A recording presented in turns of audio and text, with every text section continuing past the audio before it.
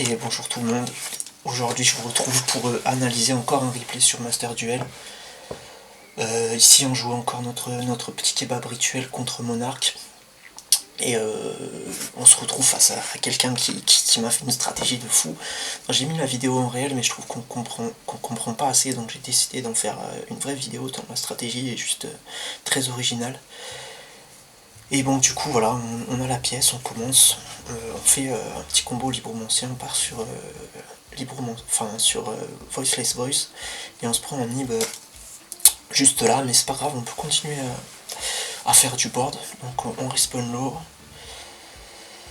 on spawn avec Zafira, le rituel Voiceless Voice, on peut respawn celui qui vient de se faire sacrifier par Nibiru grâce à Monster Reborn, on peut ajouter une nouvelle negate avec Libro, et en fin de tour on va pouvoir mettre Ouli. On a un board plutôt stacked quoi, on a deux interruptions, un monstre qui est très difficilement passable mi-tour, et la troisième interruption avec le piège, donc deux negates, un piège pour interrompre, pour sortir un monstre.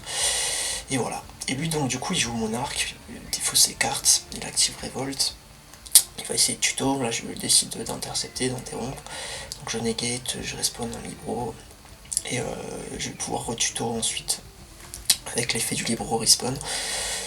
Il décide de passer en battle phase parce que en fait je pense qu'il voulait que j'utilise ma piège, et donc c'est ce que j'ai fait comme un débile. Bah, évidemment il joue Monarch, on voit pas ça souvent, surtout que c'était en ladder Master Duel niveau loup quoi, donc assez fort. Là il commence à sortir une magie qui peut sacrifier deux de mes monstres, je suis obligé de la negate.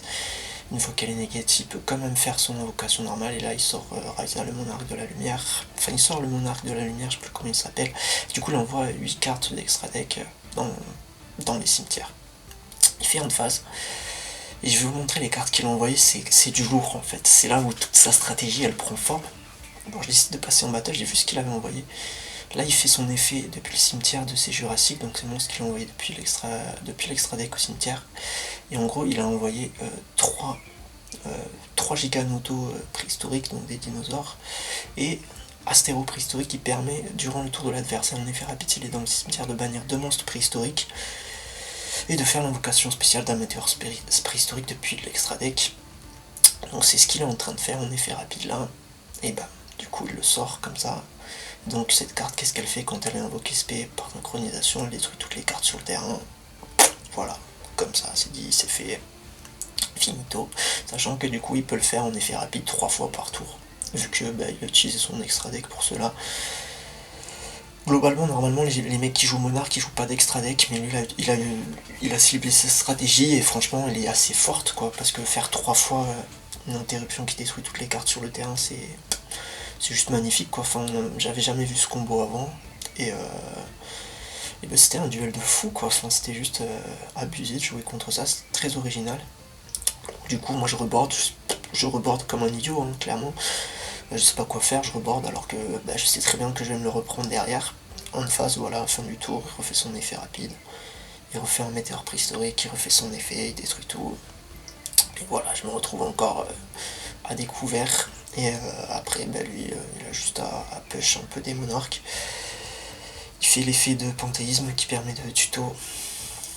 Il permet globalement du tuto, mais c'est entre 3 cartes. C'est le joueur adverse qui choisit aléatoirement. Et ensuite ça déroule, il fait une spé de la piège, il réactive cette carte qui permet de tuto et d'envoyer au cimetière. Elle peut spé, quand elle est envoyée au cimetière, elle spé du deck, un écuyer, il spé 2 écuyers, il fait le monarque souterrain pour m'enlever ma carte de ma main, il chaîne les écuyers dans son cimetière, ça récupère panthéisme. Et Eidos se refait spé. Parce que, enfin, je sais plus pourquoi, mais voilà. Et du coup, il va retuto qu'il a été spé. Ensuite, il fait l'effet d'un écuyer dans sa main, ça lui permet d'invoquer spé cette carte sur le terrain. Et il peut refaire une invocation norme. Et il invoque spé du deck en monarque, donc voilà, 2800, 2800, 2400 c'était fini, et du coup GG. Et voilà, grosse stratégie quoi.